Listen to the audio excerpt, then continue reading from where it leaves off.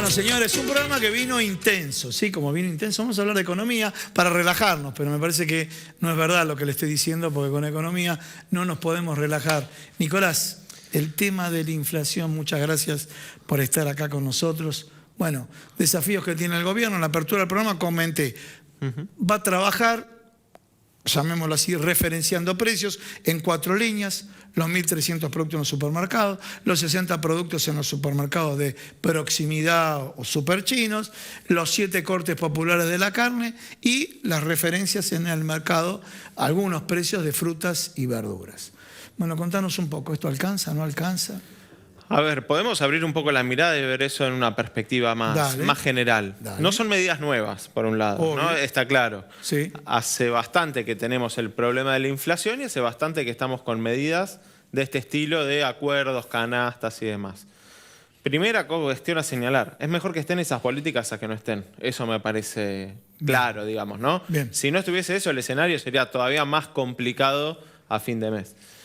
Pero de ahí a una solución definitiva. ¿Te puedo interrumpir? ¿Me permitís una pequeña? Pero para que vos sigas, ¿eh? Totalmente. Lo había comentado en la apertura del programa. A ver, son medidas de cortísimo plazo. No funcionaron antes. Sin embargo, hoy por hoy, cuando hay un descontrol de precios, que te digan, bueno, estos son algunos precios de referencia, sirve para que el consumidor algo tenga de información. Es que esa es la función. Algo tenga de información. ¿No? Cuando vos tenés una disparada, tratar de contener la disparada. Bien. Algo parecido había pasado en octubre, cuando le tocó asumir a Feletti en la Secretaría de Comercio en octubre del año pasado. Había tenido también un aumento muy brusco de precios en un periodo corto de tiempo. Y tuvo que hacer, en ese momento no había ninguna guerra internacional, no había ninguna disparada de precios internacionales, todavía mucho menos justificado, digamos, que ahora. Pero tuvo que ensayar también una solución parecida, retrotraer algunos precios, porque los aumentos eran claramente injustificados. En este escenario es más difícil saber qué es justificado y qué es injustificado, ¿no? Por eso también tiene un rol activo la Secretaría de Comercio. Pero me parece que como se ve que no van a llegar a amortiguar completamente el impacto en los precios, que igual se va a convalidar una suba importante de precio de la canasta básica, aparecen otra batería de medidas, otra batería de políticas por el lado de ingresos, ¿no?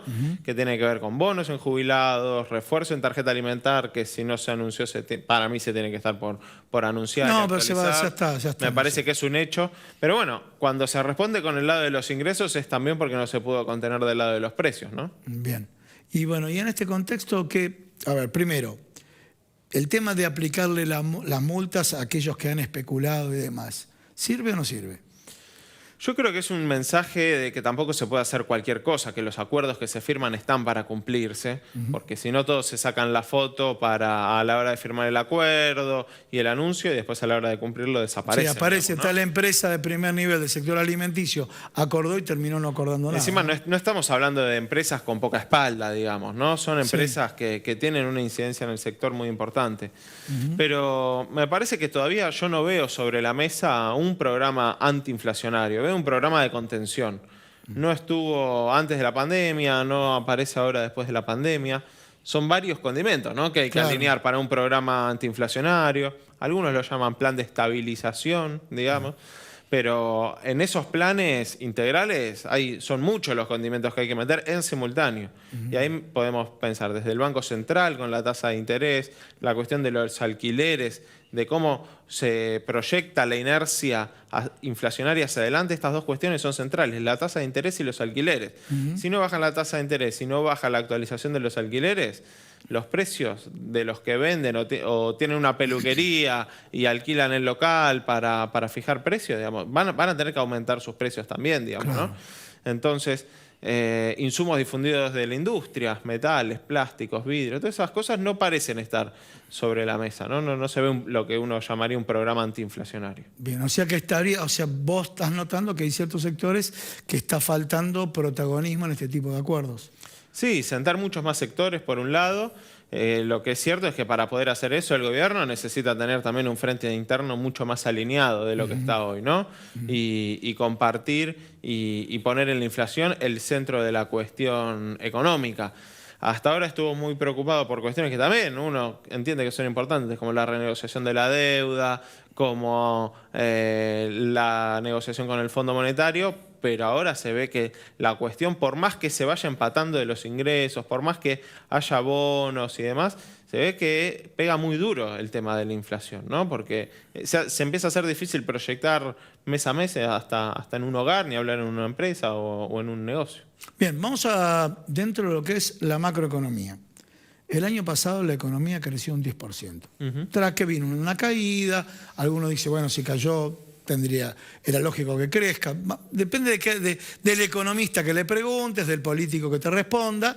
Pero dejando de lado esa opinión, ese 10%, ¿dónde fue? Si la línea de pobreza está alta, más allá que el último indicador dio baja, pero una baja, un dato desactualizado. Con los nuevos datos de inflación, presumo que empuja nuevamente a números altos de pobreza indígena. ¿A dónde fue ese crecimiento del 10%? En una oración, ¿dónde está? En margen de ganancia, en una rentabilidad. Claramente la rentabilidad que tienen muchos sectores de la economía es mayor ahora, después de la pandemia, que antes de la pandemia. ¿Y cómo medimos esa rentabilidad? En lo que le queda a la empresa por cada producto vendido. A ver, del Centro de Estudios Scalabrini Ortiz, ¿tenés algún dato, por ejemplo? Ahí lo estás midiendo por producto vendido, pero datos principalmente bueno, yo he visto algunas alimenticias, ¿sí? Que durante los 2 años de Macri dieron pérdida y empezaron con pandemia a dar ganancia. Y después ahora, llamémoslo pospandemia, si es que es pospandemia, también con márgenes de rentabilidad. ¿Puedes darnos algunos datos? Bueno, el sector alimenticio me parece que es uno clave. Siempre estuvo, salvo en 2021, todos los años anteriores vino 5 puntos por arriba de la inflación. ¿Qué quiere decir esto? Había inflación del 55%, los alimentos aumentaban un 60%, más que el promedio. Sí. Pasó eso en 2018, en 2019 y en 2020. Pero algunas de esas dieron operativa pérdida y con colocaciones financieras ganancia, algunas empresas alimenticias. ¿A qué voy? Hay un contexto donde están dando ganancias. Bueno, más allá de la suba de precios, ¿no? También porque generaron una maniobra financiera, se habían endeudado mucho en dólares, ¿no? Sí.